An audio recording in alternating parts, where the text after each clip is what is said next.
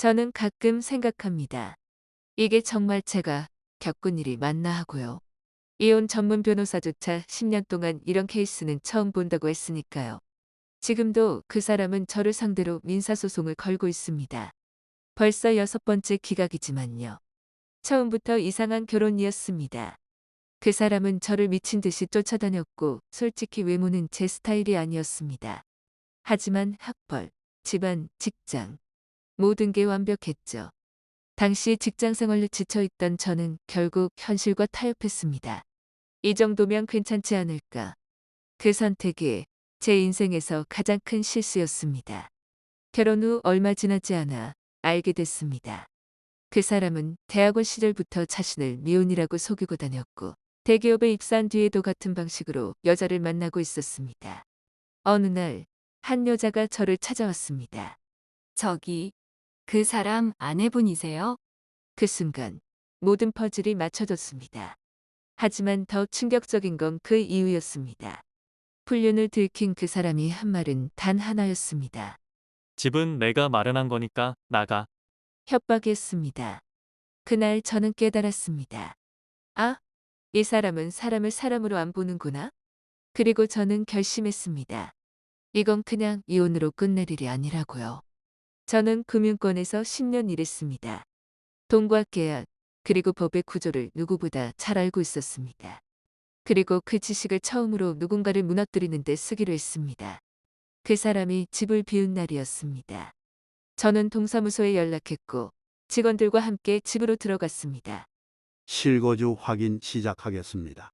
집안에는 그 사람의 흔적이 거의 없었습니다. 옷 몇 벌과 정리되지 않은 물건들 뿐이었습니다. 저는 미리 준비해둔 자료들을 꺼냈습니다.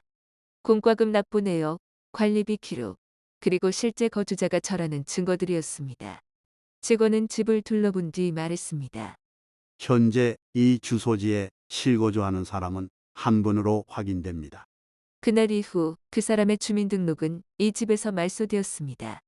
그 의미는 간단했습니다. 주소지 기준으로 보호받던 모든 권리가 사라졌다는 뜻이었습니다. 그 순간부터 그 사람은 이 집에서 아무 권리도 없는 사람이 되어버렸습니다. 그리고 저는 그 집의 소유자가 되었습니다. 법적으로도 현실적으로도 완전히 상황이 뒤집힐 순간이었습니다. 그 사람은 전세금을 찾기 위해 저에게 매달리기 시작했습니다. 하지만 법적으로 부부관계가 유지된 상태에서는 세입자 관계가 성립하지 않았고 그 돈을 돌려받을 방법은 없었습니다. 결국 그 사람은 이혼소송을 걸었고 저를 정신병자와 꽃뱀으로 몰았습니다. 하지만 저는 그 사람이 회사에서 미혼 행세를 하며 불륜을 저질렀다는 증거를 하나씩 모았습니다. 녹취와 통화 기록, 그리고 관련된 사람들의 진술까지 확보했습니다. 그리고 그 모든 자료를 회사 인사팀에 전달했습니다. 그 이후부터 상황은 빠르게 바뀌기 시작했습니다. 그 사람을 도와줬던 동료들이 먼저 불려가기 시작했고 회사 내부에서 그의 입지는 점점 좁아졌습니다. 결국 그는 전세금을 포기하겠다며 이혼만 해달라고 말했습니다. 그날 그는 아버지와 함께 왔습니다. 대기업 사장이었던 시아버지와 가정법원장 출신 변호사까지 함께였습니다. 하지만 제가 불륜 증거를 하나씩 꺼낼 때마다 그들의 표정은 점점 굳어갔습니다. 그리고 결국 그 사람의 아버지가 저에게 고개를 숙였습니다. 저는 그 모습을 확인한 뒤에야 이혼에 동의했습니다.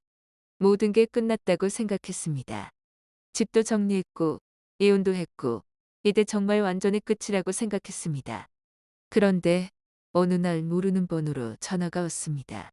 세무서입니다. 순간 심장이 철렁 내려앉았습니다. 확인할 사항이 있어서 연락드렸습니다. 고객님 현재 1가구 7주택으로 확인되시는데요. 저는 말했습니다. 저는 1주택인데요. 잠시 정적이 흐른 뒤 상대방이 말했습니다. 배우자 명의 주택이 합산되어 조회됩니다. 저는 물었습니다. 몇 채라고요? 현재 확인되는 건 6채입니다. 그 사람은 대학원을 졸업하고 이제 막 취업한 사람이었습니다. 정상적으로 벌어서 집을 6채 가질 수 있는 상황이 아니었습니다. 그 순간 확신했습니다. 이건 증여라고요. 누군가가 뒤에서 돈을 만들어주고 있었습니다. 전화가 끝난 뒤 한참을 가만히 앉아 있었습니다. 그리고 저는 마지막 선택을 했습니다. 국세청에 신고했습니다. 불법 증여, 그리고 증여세 탄류였습니다. 담당자는 신고 포상금을 받을 수 있다고 했지만 저는 거절했습니다. 그건 제가 받을 돈이 아니라 그 사람이 반드시 내야 할 돈이라고 생각했기 때문입니다. 그 이후로도 그 사람은 저를 상대로 계속 소송을 걸고 있습니다. 하지만 결과는 같습니다.